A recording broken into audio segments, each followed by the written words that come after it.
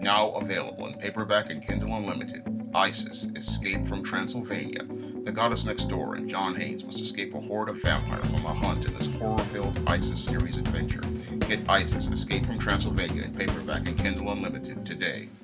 Many comic YouTubers like Diversity in Comics and Captain Cummings talk about how great DC Comics new series The Silencer is. And when I take a look at DC Comics new series The Silencer, I see a series that didn't really get a chance to actualize its potential to reach audiences due to the way it was launched and marketed. Now, when it comes down to comics, marketing is one of the big problems as related to the overall industry. And when it comes down to marketing characters, they just throw a character out there cold. And when you throw a character out there cold, it really makes it hard for the audience to connect with that character and continue picking up issues of their series. Now, I was reading Chuck Dixon's website a couple of years ago, and he said to never really launch an old established character who hadn't appeared for a couple of years cold. And I believe that that approach also applies to new characters, because when you launch a character cold right by themselves, what happens is the audience that is out there does not really want to pick up that book because it's a new character. And new characters, it usually takes a couple of years for those characters to really start connecting with the reader. And what Chuck Dixon said to do with a character who had been out of circulation for a couple of years was to reintroduce that character in an existing book so that readers can go out here and form a relationship with that character. Because when you go out here and introduce the character in an existing established book, then the readers who were buying that book start to get to know that character. And then from there, people start to see what's great about that character. And when you have people getting to know that character in that book, then you can use that as a springboard towards launching that character in their own series. And that's a way that really works because, again, you have an established audience in an established book, and you have readers who were established already getting to know that character. And because they form that relationship, they now have incentive to go out here and buy the new book featuring that character in a solo series because they remember that character from that existing book. And I believe The Silencer could have benefited from that approach if they had done it that way, because this great character, people would have gotten to know her in a book like a Batman book, and then they could have used that to a springboard to a solo series. Because when I look at The Silencer, she's a great character, she's a very interesting character, but there's nothing really to tie her to the DC universe outside of Talia al Ghul and her relationship with Talia al Ghul, one of the fringe villains of the Batman family. What I believe that they should have done with The Silencer was really introduce her in an issue of Batman and have her make her first appearance in an issue of Batman. You could have titled it Code of Silence and had it where she was taking out some sort of criminal and Batman was trying to stop her. And that would have been a great way to introduce her and then introduce her family and her life and everything like that, and make it all part of a 3-issue Batman arc. And then when you launched her series as this new era of heroes, what would have happened was you would have had all the people who had remembered her from Batman go to buy her book, and then they would have gone back to go look for her first appearance in the Batman book. And what that would have done was make her a part of the Batman family, and then you would have had the Batman fans going out here to buy The Silencer on the regular, because making her a part of the Batman family would have worked because she's already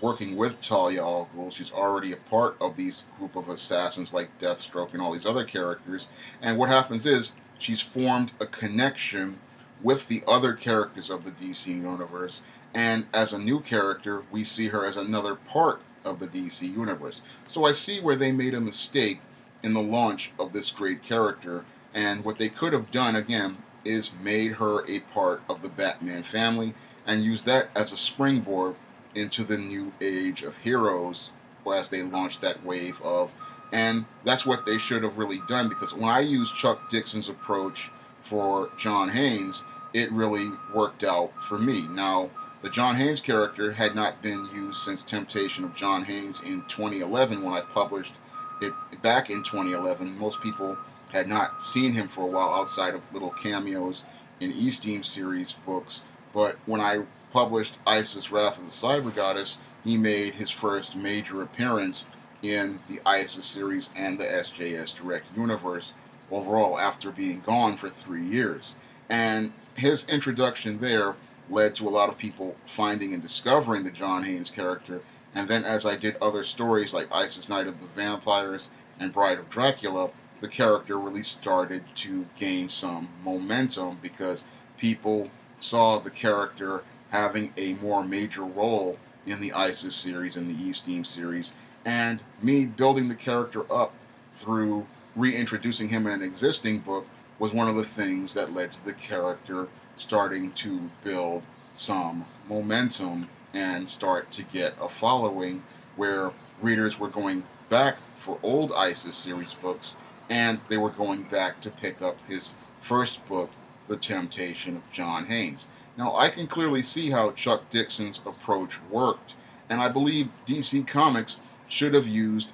the exact same approach for the Silencer. I believe if they had used the approach that Chuck Dixon talked about, where we take a new character and we put them in the book of an existing character who's already established, the Silencer would have gotten more sales, and the character's book would have continued to maintain some sort of momentum, because as a Batman family book, it would have had those ties to Batman, and the book would have really started to gain a following, and the book would have given readers more of an incentive to go out and buy her adventures, and the book would not be struggling, because if the Silencer book is as good as I've seen it be, this book needed to be marketed in a way to enable it to actualize its potential. And I believe the best way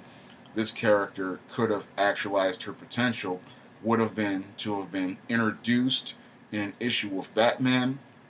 and then after she's introduced in that issue of Batman, had that story arc, then we go into her series, and then people start to get to know the character, and they have that reason to get to know the character because we've already had this character Batman introduce her, and Batman is